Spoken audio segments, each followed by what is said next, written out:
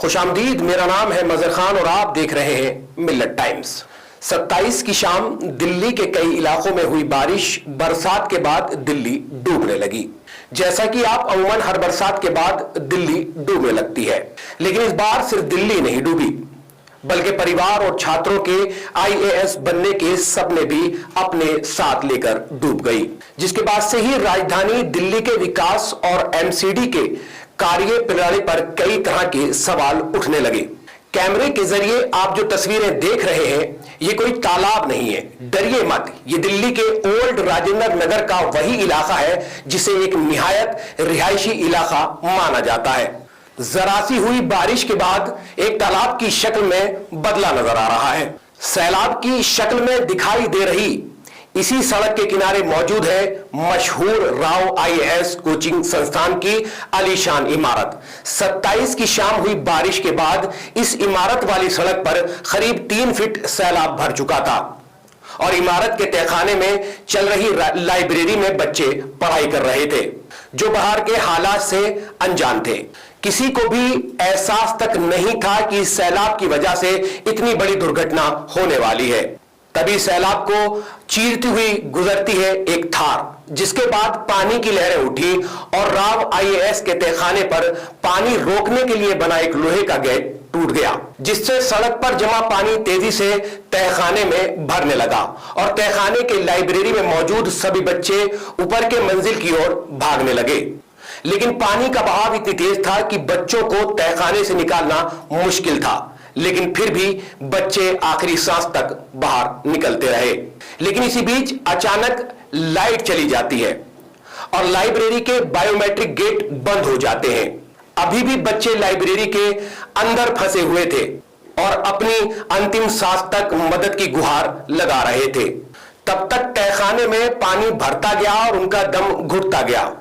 अब तक तो इसकी सूचना बचाव दल को भी दी जा चुकी थी, लेकिन बचाव दल जब तक घटना स्थल पर पहुंचता बहुत देर हो चुकी थी और 3 बच्चों का दम घुटने से तहखाने में ही मौत हो चुकी थी। अब तक इस घटना में 3 बच्चों की मौत खबर सामने आई है। हालांकि छात्रों का कहना है मरने वालों की संख्या इससे कहीं ज्यादा है। मरने वालों में 1 छात्र और 2 छात्राएं शामिल हैं।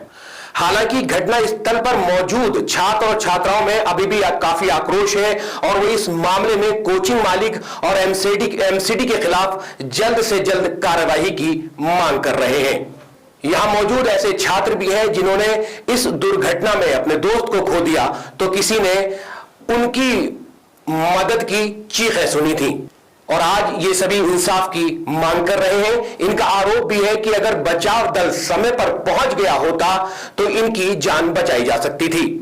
छात्रों का यह आरोप है कि घटना की जानकारी देने के 1.5 घंटे बाद बचाव दल की टीम घटना पर पहुंची, जो वाकई चिंताजनक है।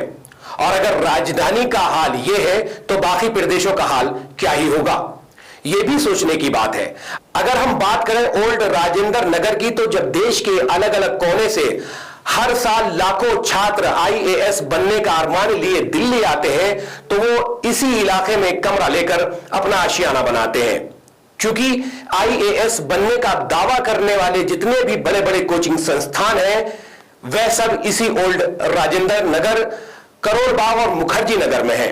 हालांकि हमेशा यह आरोप भी लगता रहा है कि यहां मौजूद कई कोचिंग संस्थान एमसीडी के नियमों का पालन नहीं करते और ये सभी गैर कानूनी तरीके से संचालित हो रहे हैं। छात्र छात्राओं का आरोप है कि इतनी बड़ी दुर्घटना के बाद राव कोचिंग संचालक और यहां के अधिकारियों ने बच्चों से मिलकर इस पर बात करना भी जरूरी नहीं समझा। हालांकि राव कोचिंग की तरफ से करीब 24 घंटे बाद एक प्रेस रिलीज के जरिए इस घटना पर दुख व्यक्त जताया गया, जिसके लिए उन्हें 24 घंटे के वक्त लग गया। जबकि इस पूरी घटना पर एमसीडी कमिश्नर का कहना है यह बहुत दुर्भाग्यपूर्ण घटना है और इसमें हमने 2-3 मोर्चों पर काम किया है। हम उस क्षेत्र में सभी अतिक्रमण को ध्वस्त कर देंगे और वहां जल निकासी व्यवस्था को दुरुस्त करेंगे। सभी बेसमेंट जो अवैध है या कोचिंग सेंटर वहां चल रहे हैं, हम उनके खिलाफ कार्रवाई कर रहे हैं। दिल्ली नगर निगम एमसीडी ने एक जूनियर इंजीनियर को बर्खास्त कर दिया है और एक सहायक इंजीनियर को निलंबित कर दिया है और संबंधित कार्यकारी इंजीनियर से स्पष्टीकरण मांगा जा रहा है। सवाल यह है कि ऐसी सारी कार्यवाही दुर्घटना के बाद ही क्यों होती है? क्या इस तरह के लापरवाही के खिलाफ समय पर कार्रवाई कर ऐसी दुर्घटनाओं को नहीं रोका जा सकता? जरूर रोका जा सकता है। बने रहिए हमारे साथ, फिर मुलाकात होगी इस वीडियो में। सिर्फ इतना ही। तमाम सोशल मीडिया प्लेटफॉर्म पर आप मिलेट टाइम्स को फॉलो कर सकते हैं, सब्सक्राइब कर सकते हैं। शुक्रिया।